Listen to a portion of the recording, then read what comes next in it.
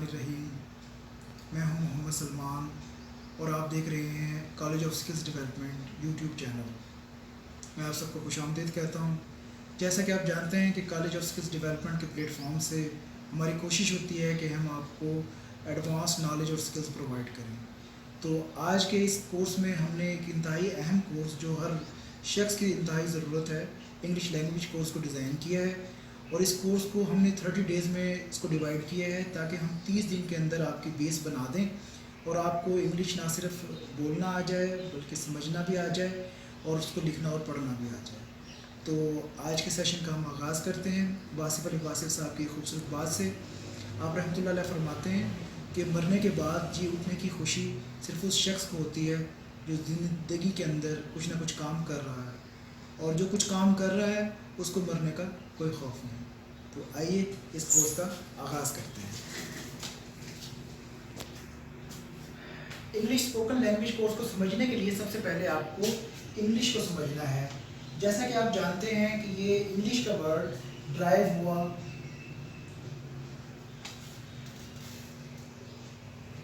English से और speech to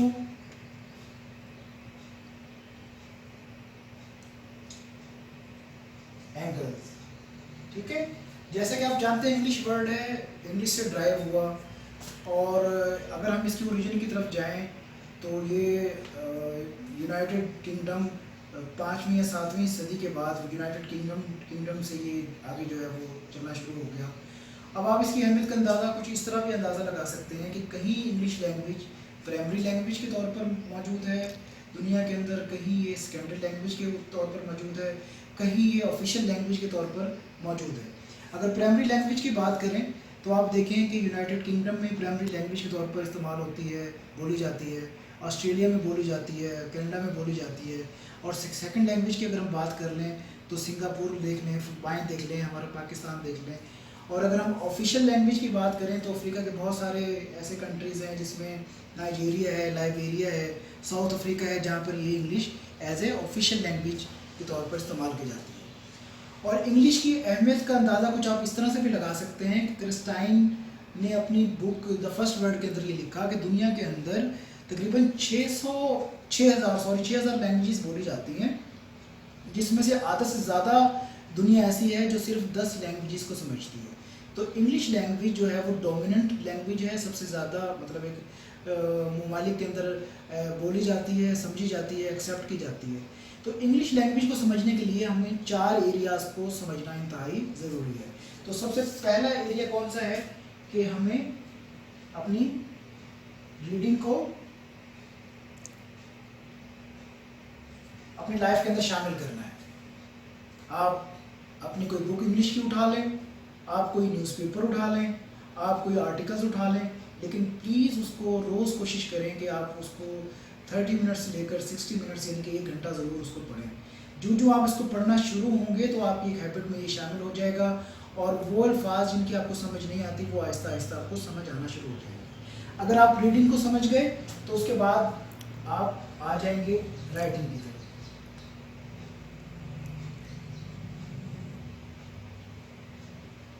जो आपने पढ़ा अब आपने उसको तहरीर की सूरत में मेंशन करना, लिखना है। देखें, जो आपने पढ़ा, आपने जो कुछ याद किया, जब आप वो रीडिंग आपकी लाइफ के अंदर शामिल हो गई तो अब क्या है कि अब आपने उसको राइटिंग में भी इस्तेमाल करना शुरू कर दिया। तो आपकी एक स्किल रीडिंग की इम्प्रूव होना शुरू हो गई, एक स्किल राइटिंग की इम्प्रूव होना शुरू हो गई। और अब जब आपने राइटिंग भी कर ली तो उसके बाद आपके पास तीसरा जो एरिया है वो है लिसनिंग का।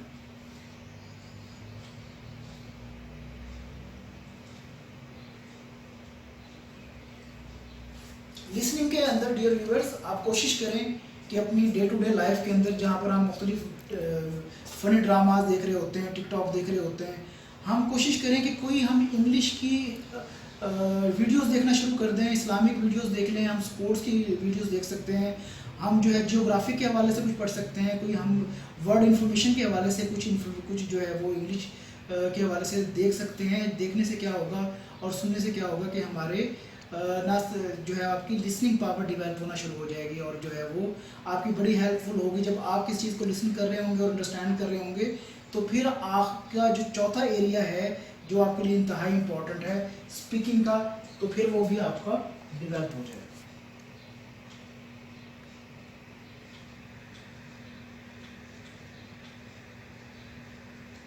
ठीक है, हमने रीडिंग स्टार्ट की, उसके साथ उसी को हमने फिर लिखा, राइटिंग स्टार्ट की, वो स्किल डेवलप हो गई। हमने इंग्लिश वीडियो देखना शुरू कर दी, हमारी लिसनिंग स्टार्ट हो गई, और फिर हमने इसको जब अपने डे टू डे वर्ड्स को यूज़ करना शुरू कर दिया अपनी लाइफ के अंदर, तो फिर क्या हुआ कि हमारी वो एक स्पीकिंग जो है वो पावर डेवलप होना शुरू हो गई। और वो उन कम्प्लेक्सेस के अंदर जिसके अंदर हम सारी ज़िंदगी से चलते आ रहे हैं कि हम इंग्लिश लैंग्वेज बहुत मुश्किल है और हम नहीं समझ सकते, तो हम उसको आसानी से समझ सकते हैं।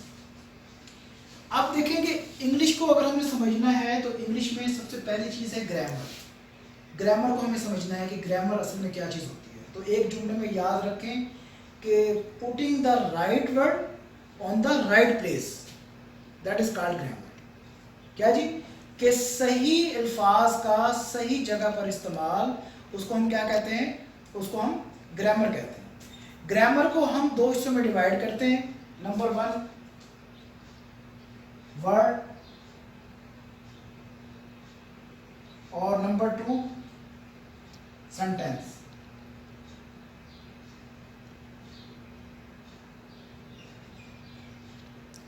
अब देखिए, वर्ड को समझने के लिए आपको क्या करना पड़ता है? आपको पार्ट्स ऑफ स्पीच को समझना पड़ता है।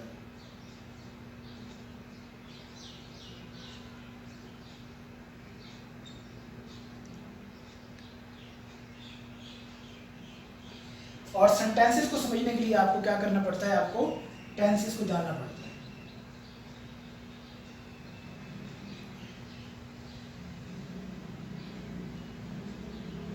ठीक है, अब देखिए टेंसेस को जानना क्यों जरूरी है? जाहिर बात है, हम जो फिक्रा बोल रहे हैं, कोई जुमला इस्तेमाल कर रहे हैं, इस तरह मैं खाना खाता हूँ, मैं खाना खा रहा हूँ, जब मैं खाना खाऊंगा, वो स्कूल जाती है, वो स्कूल जा रही है, वो स्कूल जाएगी।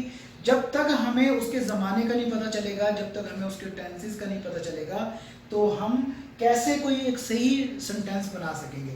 इसी तरीके से वर्ड को समझने के लिए आप ये देखेंगे, हम डे टू डे जो अल्फाज बोल रहे होते हैं उसमें बहुत सारे नाउन इस्तेमाल कर रहे होते हैं, वो प्रोनाउन इस्तेमाल कर रहे होते हैं, वर्ब इस्तेमाल कर रहे होते हैं, प्रीपोजिशन इस्तेमाल कर रहे होते हैं।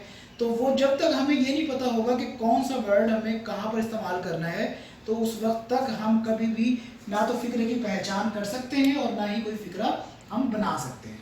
ठीक है, तो इसको अगर हम आगे देखें तो फर्दर ग्रामर को हम मजीद दो हिस्सों में डिवाइड करते हैं। एक नंबर 1 वॉइस, और नंबर 2 स्पीच।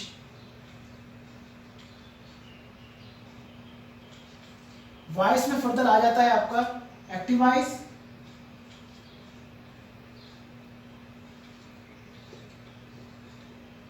और पैसिव वॉइस।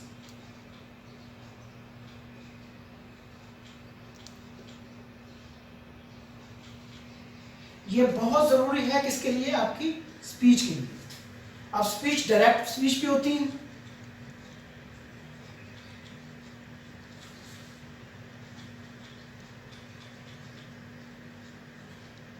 और इनडायरेक्ट स्पीच भी होती है।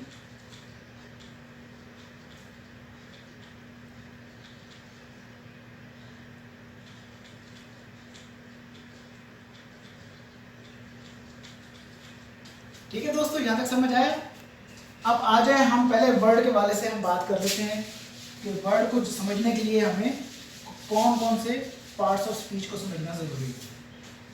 देखिए, सबसे पहले मैंने आपको इससे पहले भी एक वीडियो में बताया कि 8 पार्ट्स ऑफ स्पीच होते हैं, जिनके आगे फर्दर जो है वो ब्रांचेस हैं और उनको समझना बहुत ज़्यादा इंपॉर्टेंट है। लेकिन हम कोशिश करेंगे कि कम वक्त के अंदर आपको फोकस करते हुए इंतहाई अहम इंफॉर्मेशन को आपके साथ लेकर चलें। तो नंबर 1 हम बात कर लेते हैं पार्ट्स ऑफ स्पीच की। तो नंबर 1 पर नाउन, नंबर 2 पर प्रोनाउन,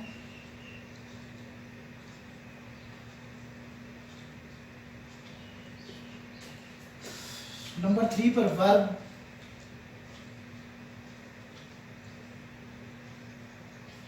नंबर 4 पर कंजक्शन,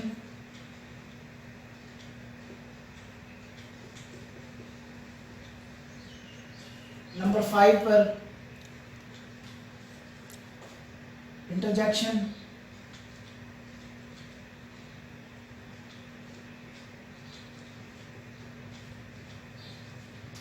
नंबर 6 पर प्रीपोजिशन,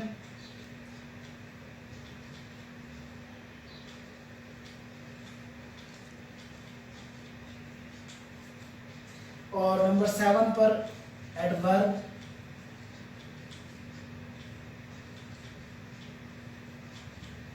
और नंबर 8 पर एडजेक्टिव।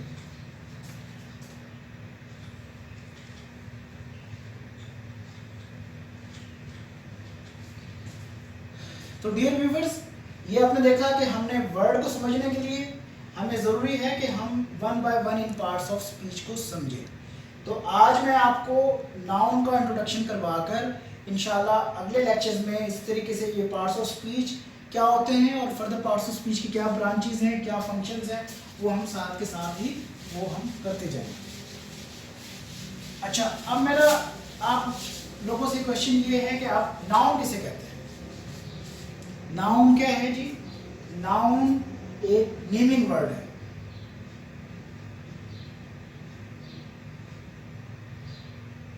जिसको उर्दू में क्या कहते हैं? इसम कहते हैं। क्या है? Naming word. Noun is the name of a person, place और a things, that is called noun. अब नाउन को समझने के लिए देयर आर 5 फिंगर्स, जिस तरह ये हमारे 5 फिंगर्स हैं, इनको अगर आप समझ जाएंगे तो आपको नाउन की समझ आ जाएगी। सबसे पहले नाउन क्या है? नाउन कहाँ शामिल होता है? पीपल में। तमाम लोगों के जो भी नाम हैं वो किसमें शामिल हैं? वो आपके नाउन। जब भी आप सेंटेंस के अंदर देखेंगे, इस्तेमाल करेंगे, तो आपको पता चल जाना चाहिए कि ये नाउन है। Number 2, places. Place Pakistan, Lahore, Multan, America, China, इस तमाम की तमाम क्या हैं? These all are places। ठीक है? अच्छा, number 3, things. Things, marker, black board, computer, sofa, तमाम चीज़ें जितनी भी हमारी रोज़मर्रा ज़िंदगी के अंदर हम इस्तेमाल करते हैं, these all are called things। और नंबर 4 पर आ जाएं, एनिमल्स। एनिमल्स के जो भी नाम हैं, लायंस है, फिश है, ज़ेब्रा है, कोई भी इसको का, तो वो तमाम के तमाम जैसे ही आप आपके सेंटेंस में देखेंगे तो आपको पता चल जाना चाहिए कि ये क्या चीज़ है, ये नाउन है। ठीक है? और नंबर 5 है आइडियाज। आइडियाज किसे कहेंगे मेरे दोस्तों? कि वो आपके दिमाग में तो चल रहा हो लेकिन अभी सामने ना आया। ठीक है? कोई गम, कोई खुशी, कोई खुदा न खास्ता डेथ। ठीक है? ये तमाम के तमाम चीज़ें क्या हैं? किसी चीज़ का कोई आइडिया। ठीक है? आपको चीज़, क्रिएटिविटी आपके माइंड के अंदर, कोई नज़म आपके अंदर है लेकिन अभी आपने उसको तहरीर नहीं की, लोगों से शेयर नहीं की। ठीक है? तो ये तमाम के तमाम चीज़ें क्या हैं? आइडियाज़ हैं, आइडियाज़ में शामिल हो जाती हैं। उसके बाद आप जानते हैं कि नाउन की बेशुमार किस्में हैं। इसमें प्रॉपर नाउन है, कॉमन नाउन है, एब्स्ट्रैक्ट नाउन है, कलेक्टिव नाउन है, फिर इसकी फंक्शंस हैं, सब्जेक्टिव, ऑब्जेक्टिव। वो इंशाल्लाह हम अगले लेक्चर्स में इस तरीके से पढ़ेंगे। तो आज के लेक्चर का रिव्यू क्या है कि मैंने आपको थोड़ा सा इंग्लिश के बारे